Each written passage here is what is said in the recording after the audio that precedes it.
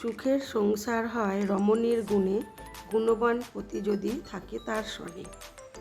দেখুন তো আজকের ভিডিওটা সেটাই খাচ্ছে কিনা।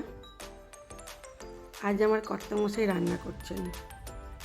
আজ কি বানাবো দেখাই চলুন। প্রচণ্ড গরম, তাই ঝোল ছাড়া যেন মাথায় কিছুই আসে না। সবসময় মনে হয় যেটা খেলে শরীর মন দুই ঠান্ডা থাকবে, সেই রকমই কিছু বানাই। তাই আজ বানাবো পেঁপে দিয়ে চিংড়ি মাছ দিয়ে দম বা ঝোল, যেটাই বলুন। বড় বড় করে টুকরো করে নিয়েছি পেঁপে, ভালো করে ধুয়ে নিয়েছি।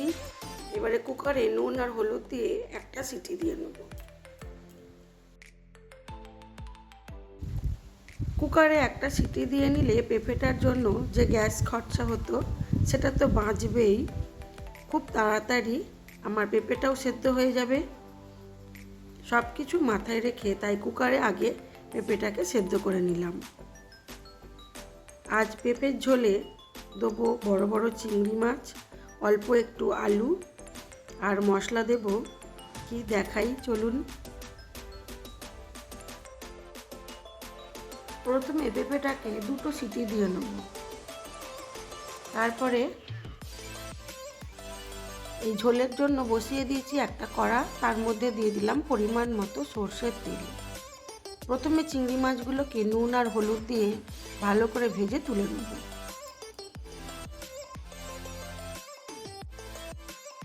প্রথম দিকে আমি রান্না করছিলাম, তারপরে প্রচণ্ড গরম আর বাড়িতে একটু কাজও হচ্ছে, সেই জন্য কর্তামশাই এগিয়ে এলেন। যদিও আমার রান্নার হাতে খড়িটা উনার হাতেই, তবে আজকে পেঁপের দমটা ভালোই খেতে হয়েছিল। মাছগুলো আমার ভাজা হয়ে গেছে, তুলে নিলাম। কর্তামশাই ভালোই রান্না করেন।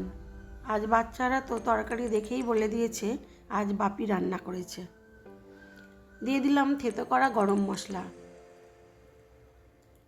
দিয়ে দিলাম গোটা জিরে, দেবো অল্প একটু রসুন,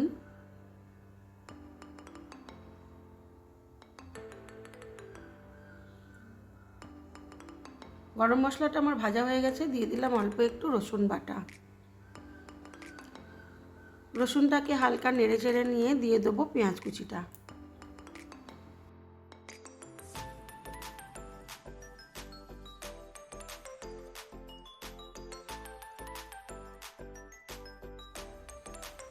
পেঁয়াজটাকে নুন দিয়ে ভালো করে ভেজে নেব।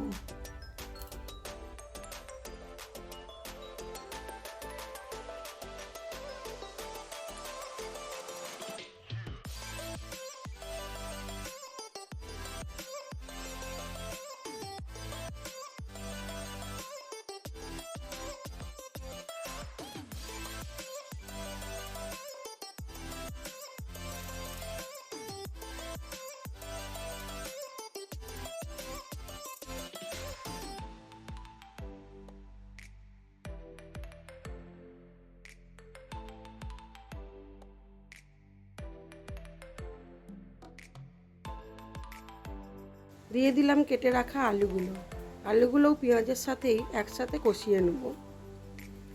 তারপরেই হাল ধরলেন কর্তামশাই। আমি একটু উনাকে তুলেও নিলাম।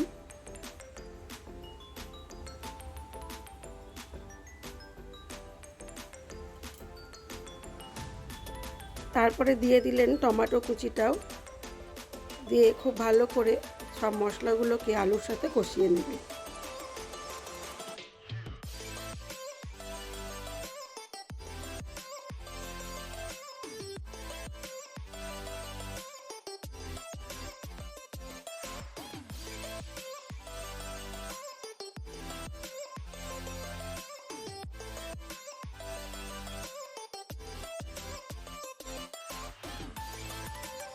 পেঁপেটাকে বেশ অনেকটা জল দিয়েই সেদ্ধ করেছিলাম, সেই জন্য মশলা কষার সময় ওই পেঁপের জলটা দিয়েই কষানো হলো।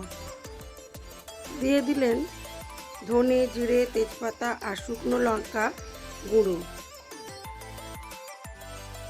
বলতে পারেন এটা আমার হাতের স্পেশাল মশলা। এর মধ্যে আছে ধনে, জিরে আর আছে শুকনো লঙ্কা, গোটা তেজপাতা আর গোটা গরম মশলা। সব কিছু একসাথে শুকনো খোলায় ভেজে এটাকে গুঁড়িয়ে রেখেছিলাম। মশলাটা প্রায় আলু ও পেঁপের সাথে ভালো করে কষানো হয়ে গেছে, টমেটোগুলোও গলে যাচ্ছে। এইবারে এর মধ্যে সেদ্ধ করে রাখা পেঁপেটা ও তার জলটা দিয়ে দেওয়া হবে, আর ভেজে রাখা চিংড়ি মাছগুলোও দিয়ে ঢাকা চাপা দিয়ে বেশ কিছুক্ষণ হতে দিতে হবে। দিলেই হয়ে যাবে আলু, চিংড়ি মাছ ও পেঁপে দিয়ে পেঁপের দম।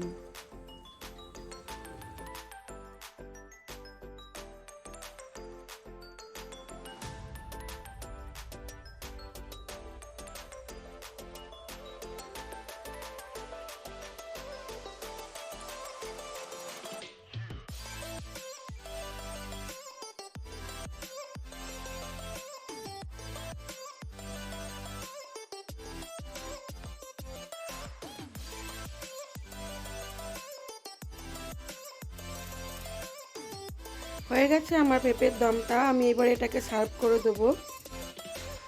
তারপরে দেখাই চলুন আমার আজকের লাঞ্চ মেনুতে কি কি ছিল।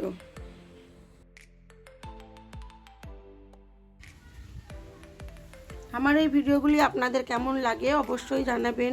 ভালো লেগে থাকলে লাইক, শেয়ার, কমেন্ট করবেন। আর যদি নতুন বন্ধু হয়ে থাকেন একটা সাবস্ক্রাইব করে দেবেন। চলুন আমি এইবারে পেঁপের দমটাকে সার্ভ করে দেবো, দিয়ে আপনাদের সাথে শেয়ার করব আমার আজকের লাঞ্চ মেনুটা।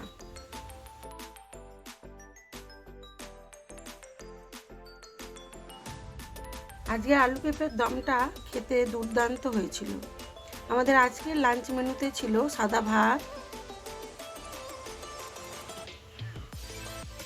ছিল ডাল, ছিল আলু পেঁপে দিয়ে চিংড়ি মাছ দিয়ে দম, আর ছিল কাতলা মাছের কালিয়া।